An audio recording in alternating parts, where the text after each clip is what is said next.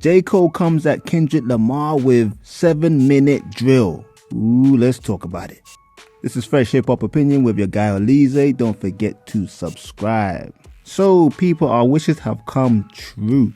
After Kendrick Lamar dissed Drake and J. Cole on that song Like That, he went directly for their neck. J. Cole is the one that has responded before Drake, surprisingly. We've seen Drake on stage do some sort of wishy-washy subliminal responses, but yep, J. Cole's come up with a whole track of his new album. And he calls it a warning shot, but hey, I ain't gonna lie.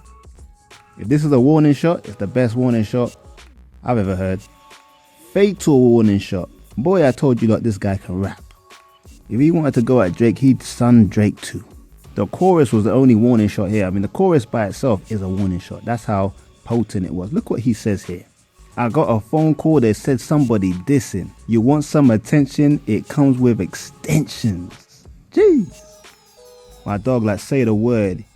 He on some bullish, itching. Don't put in so much work in these streets. He got a pension. See my guy J. Cole, man. Guy's brain moves different. But let's get into verse 1, people. So now we know J. Cole for always being the humble guy, almost looking homeless. But he came hard with this first line. Look at this. I came up in the Ville, so I'm good when it's tension. He's still doing shows, but fell off like The Simpsons. I ain't gonna lie, The Simpsons has fallen off. When I was little, The Simpsons was the main thing you came back from school to watch. 7 p.m. Sky One. I don't know, in America you might have a different channel obviously, but in the UK, The Simpsons was the thing. And this next bit reminds me of The Blueprint, when Jay-Z went at Nas and he dissected Nas's albums. Like he said that one was the other was Illmatic.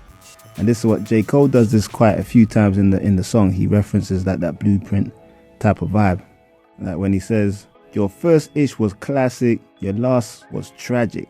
The second put ninjas to sleep, but they all gassed it. I ain't gonna lie, I did like To Pimp a Butterfly. That's actually my favorite Kendrick album, not the first one. Although the first one was wicked as well. The third was massive, and that was your prime. I was trailing right behind, and I just now hit mine. That's true, J. Cole wasn't really as popping as Kendrick. Kendrick was like the big guy in rap. J. Cole was like, he wasn't the little man, but he was like trying to still find himself in the game. But this part coming up is real valid. Now I'm in front of the line with a comfortable lead. How ironic, soon as I got it, now he wants something with me. Ooh, true say, people. All these years it's always been Kendrick versus Drake, because Drake and Kendrick were like vying for that top spot. And J. Cole was always like playing the third. J. Cole was kind of like the spare guy. You know what I'm saying? Like, don't get me twisted, J. Cole always been on point, great rapper, good songs out there. But it was always Kendrick and Drake. But Kendrick kind of fell off with that last album, and J. Cole really moved in position. You could arguably say he's number one. And then K. Dot goes at him. But yo, I think some of these bars are hit hard, you know. Like when he goes, if he wasn't dissing, then we wouldn't be discussing him. Lord, don't make me have to smoke this ninja, cause I F with him. But push comes to shove on the mic, I will humble him. A subtle reference to that, obviously, that Kendrick project, Be Humble. I think this guy bodies him. I don't know how Kendrick even comes back to this one, you know. The next bit, I'm hesitant. I love my brother, but I'm not gonna lie.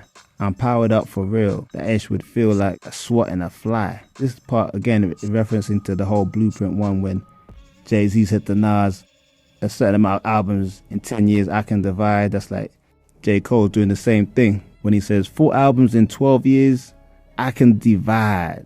That line is hard, I ain't gonna lie. Those were the highlighted lines for me. But in terms of how he rapped on it, the flow on the first verse was crazy, right? Syllables straight on point. But then second part of the song, when the beat changes, yo, I love that sort of sound in rap. That dark beat, kind of off key. But the flow at the end when he's finishing the whole verse, different level. It was kind of weird hearing Cole even rapping this type of way, because it actually sounded like a Drake type of verse, the way he was actually rapping the verse. Before anyone starts to talking, I don't think Drake wrote his verse, but I did see some similarities in the way he delivered the verse. But in conclusion, definitely this effort from J. Cole outdoes Kendrick's effort. Obviously, Kendrick's was just one verse. It wasn't a whole song.